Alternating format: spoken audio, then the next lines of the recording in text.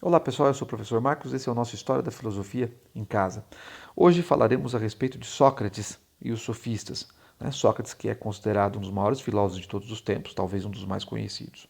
Antes da gente entrar na discussão proposta por Sócrates, é fundamental a gente entender o contexto em que tanto ele quanto os sofistas existiram. E esse contexto é o da democracia grega, é da democracia que surgiu aí na cidade de Atenas. A primeira noção que a gente tem que ter é que a democracia em Atenas era uma democracia direta. As pessoas se reuniam em praça pública, na ágora, e ali debatiam os mais diversos assuntos da cidade. Agora, essa democracia tão famosa, e que inspirou basicamente a nossa própria noção atual de democracia, ela tem algumas características bastante específicas e que não se resumem a essa ideia de que as pessoas se reuniam e a qualquer momento decidiam sobre absolutamente todas as coisas. Lembrar, a democracia em Atenas é uma democracia que é direta, porém é uma democracia que tem um alto grau de restrição. Só podem participar homens com mais de 18 anos, filhos de pais e mães jônias, né? E que o que excluía grande parte da população daquela cidade. No universo de meio milhão de pessoas, apenas 35 mil reuniam essas características. Além desse aspecto extremamente restritivo, há que se considerar que a democracia em Atenas ela coexistiu com o escravismo. Ela coexistiu com o escravismo, o que por si só é um aspecto extremamente paradoxal.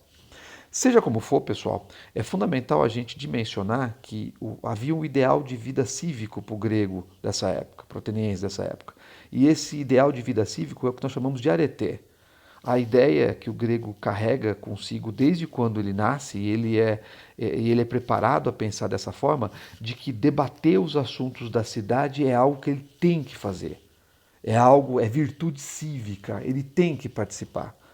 Para um grego antigo, por exemplo, era um absurdo, pelo menos para o ateniense, era um absurdo você chegar e dizer algo do tipo, que hoje parece ser corriqueiro. Eu não gosto de discutir política. Isso não existe. Você tem que debater os assuntos da cidade. Tá? Outra coisa que é interessante a gente notar quando a gente vai falar sobre a democracia entre os gregos é que essa democracia tem seu caráter direto, restrito, mas ela não se resume a uma reunião desenfreada em que as pessoas vão lá e expõem suas ideias e tomam uma decisão votando. Não.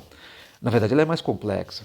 Quando eu vou falar em ágora, eu estou falando do local físico, onde as pessoas se reúnem. Quando eu vou falar sobre eclésia, eu estou falando sobre a Assembleia dos Cidadãos.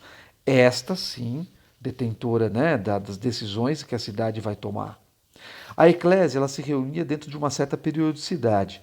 E não é uma bagunça a partir do qual as pessoas se reúnem ali para votar sobre todas as coisas. Não.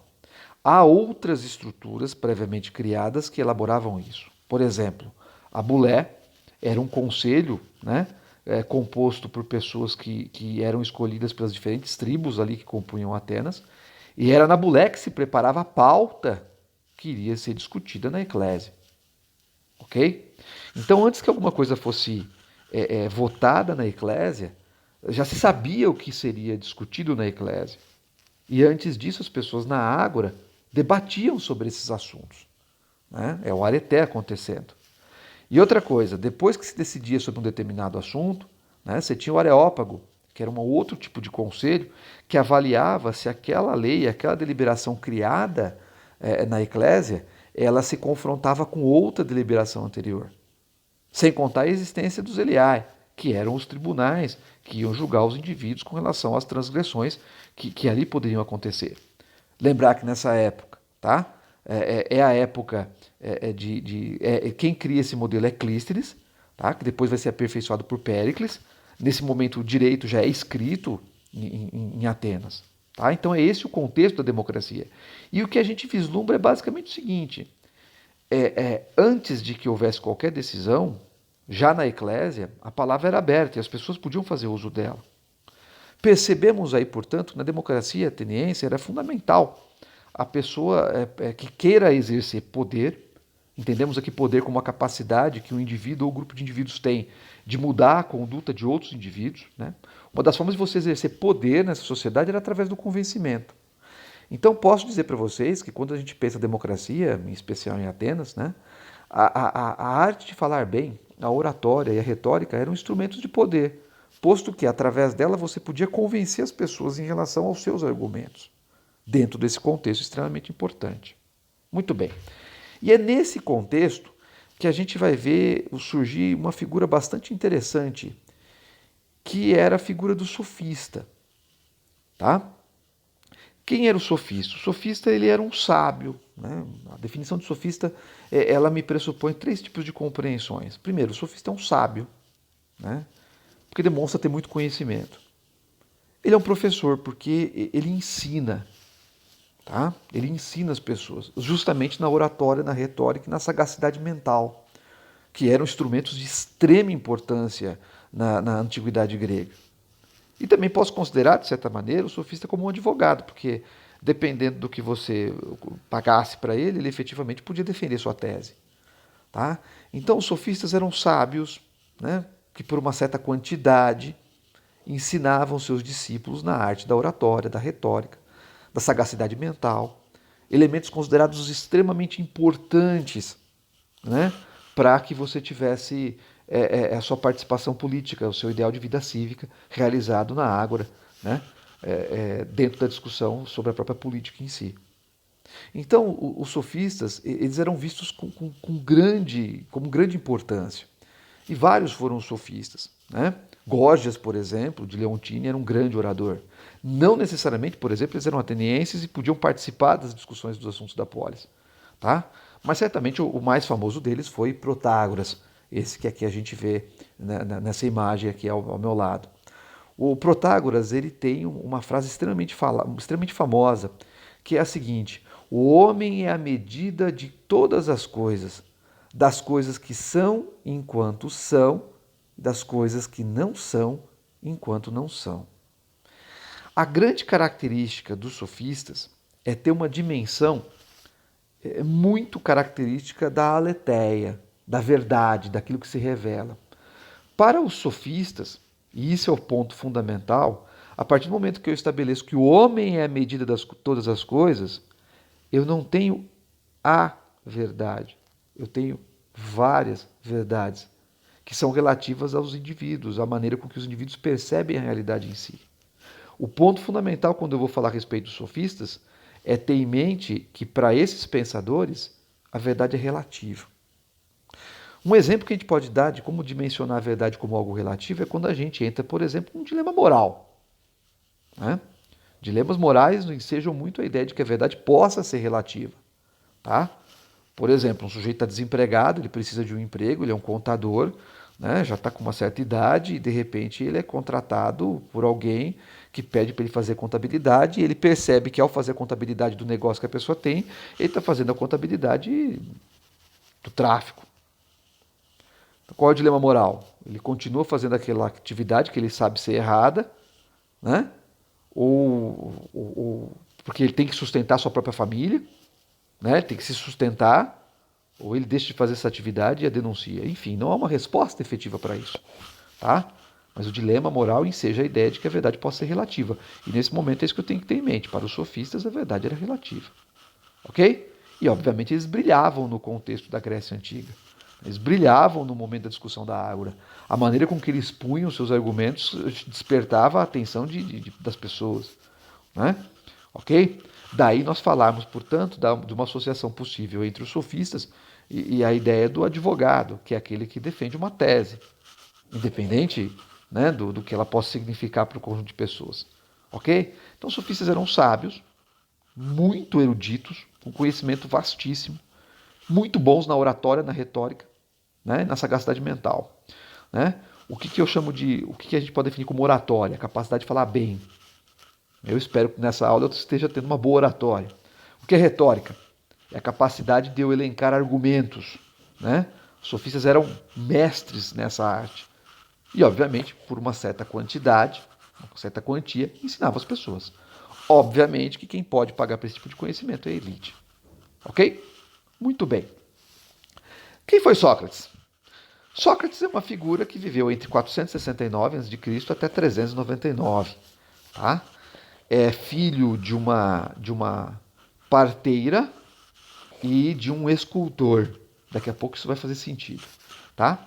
E diferentemente dos sofistas, ele ensinava gratuitamente todos os indivíduos das mais diversas classes.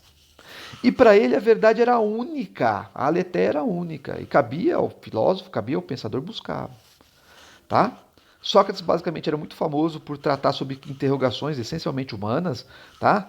Sobre o que era o bem, né? O que é coragem, o que é virtude, o que é justiça. Ao passo que os sofistas, né, se baseavam em dados sensoriais imediatos, né, não se preocupavam com essa investigação mais profunda sobre a essência do que era coragem, muito embora discutissem tipos diferentes de coragem, por exemplo. Tá? Ok? Para os sofistas, a avaliação da própria realidade é concernente, ou seja, se vinculava às variações dos próprios interesses humanos. Tá? Sócrates chegava a ser confundido com os sofistas, entrava em debate com eles, discutia vários assuntos com eles, mas não tinha essa distinção entre quem era rico e quem era pobre, e trabalhava de graça. Vão notando que Sócrates carrega sobre si todos aqueles grandes ideias, né, de comportamento virtual quando a gente compara com os sofistas. Mais adiante a gente vai ter um pouquinho essa explicação. Já é bom lembrar, Sócrates não deixou nada escrito e tudo que nós sabemos dele vem do seu principal discípulo, Platão. Muito bem. Para entender o surgimento da filosofia socrática, a gente tem que contar uma pequena historinha para vocês. Primeiro, Sócrates tinha vários discípulos. E um deles era um cara, assim, digamos, um pouco mais deslumbrado. Era o Querofonte. Esse que vocês estão vendo aqui do meu lado é Sócrates. Tá? Querofonte, eu não coloquei nenhuma imagem dele. Oráculo, vocês sabem o que é. Oráculo era um local que se fazia previsões, né? Onde se fazia previsões a respeito do futuro. O oráculo era um local em que o sacerdote, digamos assim, né, era uma pessoa, era uma figura, uma mulher, um homem, em que o Deus encarnava nele e usava a sua boca para profetizar o futuro. Ok? E o oráculo mais famoso é o oráculo de Delfos. Ok? Um dia, Querofonte, maravilhado com os debates que aconteciam na Ágora, vai até o oráculo de Delfos e pergunta: quem é o mais sábio de todos os homens que estão lá em Atenas debatendo, discutindo? E o oráculo do deus Apolo, que é o deus da razão, responde: o mais sábio de todos é Sócrates. Eu até hoje não sei porque que o Querofonte não perguntou para o oráculo por que é Sócrates. O fato é que ele sai lá correndo e vai até o Sócrates e diz: fui no oráculo, perguntei sobre quem era o homem mais sábio e o oráculo falou que era você, Sócrates. O oráculo falou que você era o mais sábio. E o Sócrates: eu, o mais sábio? Mas como? Eu tenho dúvidas sobre tanta coisa. Eu até agora não cheguei ao consenso do que é o bem, do que é a verdade, do que é o homem, né? Da sua dimensão. Eu não sei, eu tenho dúvida. Como eu que eu posso ser o mais sábio? Sócrates fica tão perturbado com isso, fica tão deslocado com isso, que ele sai pelas ruas, conversando com as mais diversas pessoas, conversando com os mais diversos indivíduos. E toda pessoa que ele perguntava, ele começou a perguntar sobre aquilo que ele tinha dúvida. Chegava para um homem e perguntava para ele o que é o bem, o cara dava uma resposta. Chegava para outro o que é o bem, dava uma resposta. Para uma mulher o que é o bem, dava uma resposta. O que é coragem? Ele perguntava para um soldado, o soldado respondia: coragem eu acho que é isso. Chegava para outro, dizia: o que é coragem? O cara dizia: coragem é isso. Ele vai perguntando, ele vai perguntando, ele vai perguntando, ele vai perguntando. E depois de muito perguntar, ele chega à conclusão que de fato ele, Sócrates, era o mais sábio. E sabe por que ele, Sócrates, era o mais sábio? Justamente por conta disso. Diz Sócrates: ninguém de nós sabe nada de belo e de bom, mas aquele homem acredita saber alguma coisa sem sabê-la, enquanto eu, como não sei nada, estou certo de não saber. Sabe por que Sócrates é o mais sábio? Porque, diferentemente dos outros que julgavam saber e não sabiam, ele, Sócrates, era o único que reconhecia que não sabia nada. Daí surge a primeira grande máxima socrática: só sei que nada sei. Diferentemente dos outros que julgavam saber e não sabiam bolhufas, né? Não sabiam nada. Sócrates é o único que reconhece a própria ignorância. Sócrates é o único que reconhece não saber nada. E aí nós temos, né, a segunda perspectiva, a segunda máxima socrática. Primeira, só sei que nada sei. Segunda, conhece-te a ti mesmo. Conhecimento não depende da interpretação que nós fazemos dos sentidos, mas basicamente como nós, seres humanos, conhecemos. Olha a grande ruptura socrática. Os pré-socráticos, o conhecimento estava na physis. A verdade é na physis. Para os sofistas, a verdade é relativa e para Sócrates existe a verdade, é o homem que deve buscá-la. E como é que eu busco a verdade? Primeiro, eu tenho que me libertar das ideias pré-concebidas. Eu tenho que me libertar da pretensão do saber. Eu tenho que reconhecer que eu não sei nada. Gente, que coisa mais chata quando, né, alguém vem contar para você um filme que você já viu. Quando você já sabe, quando você julga saber alguma coisa, você se fecha ao verdadeiro conhecimento que pode se formar a partir daquilo. Então, a gente tem que se libertar das ideias preconcebidas. Só sei que nada sei. E temos que buscar pelo conhecimento verdadeiro, que é único. Sócrates, quando pergunta para os indivíduos o que é o bem, ele recebe vários exemplos do que é o bem. Mas o que ele, Sócrates, está buscando é o fundamento último da coisa.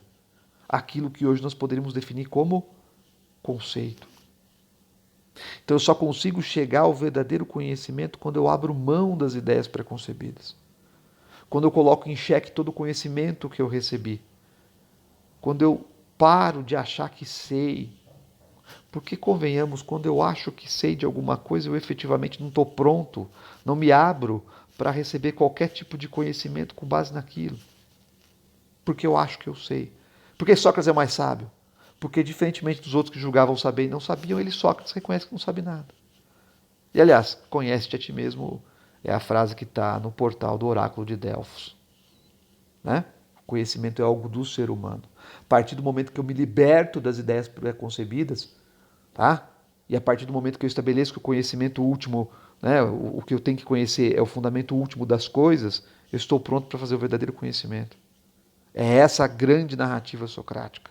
Sócrates dá para o homem a dimensão do que é conhecer, e não como um algo dado pelo sentido, mas algo que o homem deve buscar.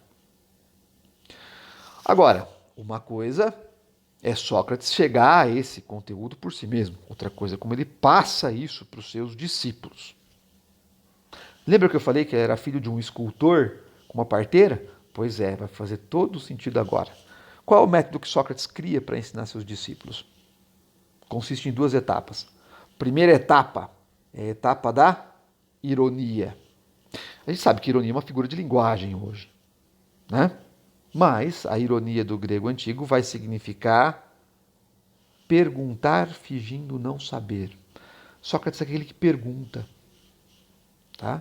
E toda vez que ele faz uma pergunta, como as pessoas têm a pretensão do saber, elas respondem alguma coisa preconcebida. Uma nova pergunta é feita.